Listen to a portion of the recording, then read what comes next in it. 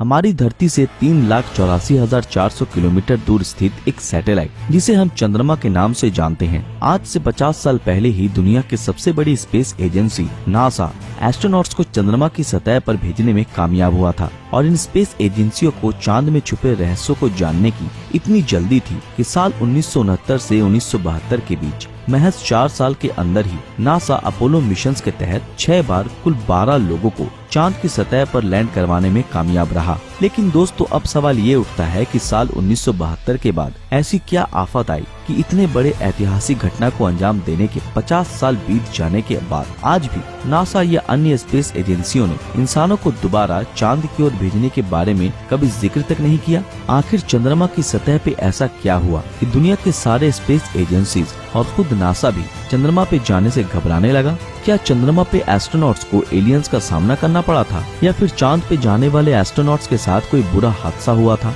या फिर ऐसा भी हो सकता है कि शायद नासा ने कभी चंद्रमा की सतह पर इंसानों को भेजा ही नहीं और नासा ने पूरी दुनिया को एक झूठी कहानी बताकर बेवकूफ बनाया हो। तो फ्रेंड्स, आज की इस वीडियो में मैं आप लोगों को चंद्रमा से जुड़ी ऐसे ही कुछ रोचक बातें बताने वाला हूँ जिसे सुनकर आप सोचने पर मजबूर हो जाएंगे। तो हो सके तो बने रहे हमारे साथ वीडियो के अंत तक। रात के अंधेरे में चमकते हुए चांद को जहां हम धरती से बैठकर देखा करते थे, आज से 50 साल पहले यानी 20 जुलाई 1969 को नासा ने चंद्रमा की सतह पर इंसानों को भेजकर मानो एक इतिहास रच दिया और इसके सिर्फ 4 सालों के अंदर और 5 इंसानी मिशंस को चंद्रमा की ओर भेजा। जैसा कि हम सभी जानते हैं कि चंद्रमा की मिट्टी पर कदम रखने वाले सबसे पहले इंसान नील आर्मस्ट्रांग थे और दूसरे व्यक्ति थे एडविन ऑल्ड्रिन। तो वहीं साल 1972 में चांद पे कदम रखने वाले आखिरी एस्ट्रोनॉट थे यूजीन सर्नान और इसके बाद दुनिया के स्पेस एजेंसियों ने फिर कभी भी मुड़कर चंद्रमा की ओर नहीं देखा। जबकि आज तो हम साइंस की फील्ड में इतने ज्यादा एडवांस हो चुके हैं, तो फिर क्यों आज के समय में कोई भी चंद्रमा पे जाने की बात तक नहीं करता?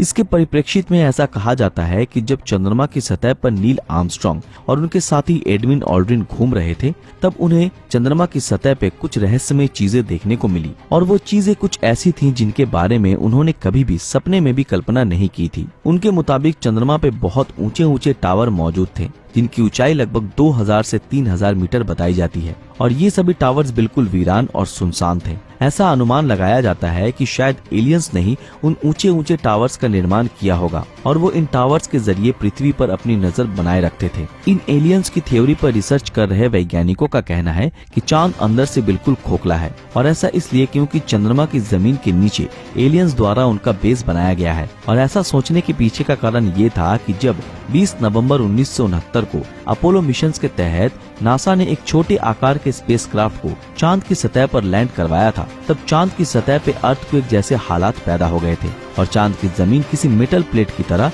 कांपने लगी थी। और ऐसा तभी पॉसिबल हो सकता है जब चांद की जमीन किसी मेटल से बनी हो और वो अंदर से खोखली हो। आपकी जानकारी के लिए बता दें कि ये वही एलिमेंट्स हैं जिनका प्रयोग किसी स्पेसशिप के आउटर लेयर में किया जाता है ताकि वो अंतरिक्ष के अधिक तापमान और दबाव को झेल सके। तो इस बात से क्या हम ये समझ लें कि क्या चांद एलियन का स्पेसशिप है जो हर वक्त हमारी पृथ्वी का चक्कर लगा रहा है? खैर जो भी हो, पर चांद पे वापस जाने में कोई न कोई समस्या तो जरूर है, वरना अगर हम आज से 50 साल पहले ही इस घटना को अंजाम दे सकते थे तो फिर आज तो हम साइंस के क्षेत्र में इतने आगे निकल चुके हैं। तो फिर अब तक तो हमें चांद पर इंसानी बस्ती बसा लेनी चाहिए थी। या फिर कहीं ऐसा तो नहीं कि ये कहानी ही झूठी थी जो हमें बताई गई? लेकिन फ्रेंड्स, जब नासा ने 50 साल पहले इंसानों को पहली बार चांद पे भेजा था, तब लाखों लोगों ने इस घटना को टीवी पर टेलीकास्ट होते हुए देखा था।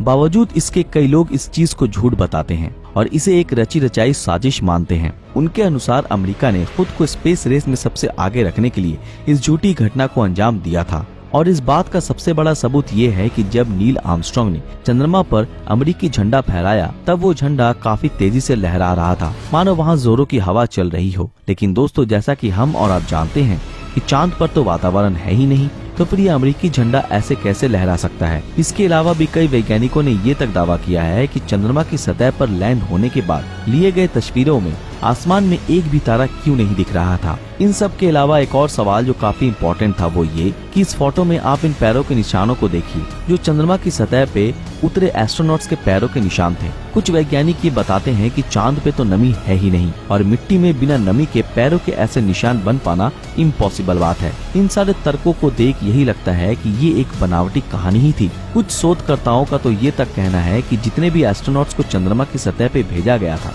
वो कभी भी फिर धरती पे वापस लौटे ही नहीं और नासा अपने फायदे के लिए उन एस्ट्रोनॉट्स की जान का सौदा करता रहा ताकि वो स्पेस की दौड़ में सबसे आगे निकल सके।